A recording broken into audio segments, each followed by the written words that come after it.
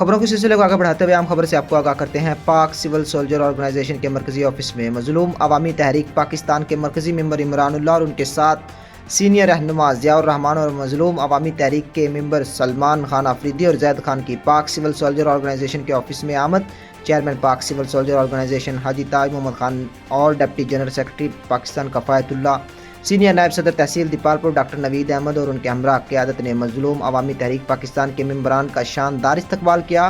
रोज़मर्रा के मामलों पर बातचीत हुई। Chairman Pak civil soldier organization Haji Taj Mohammad Khan साहब की रोज़मर्रा की बातों पर होने वाली बहस व तकरार को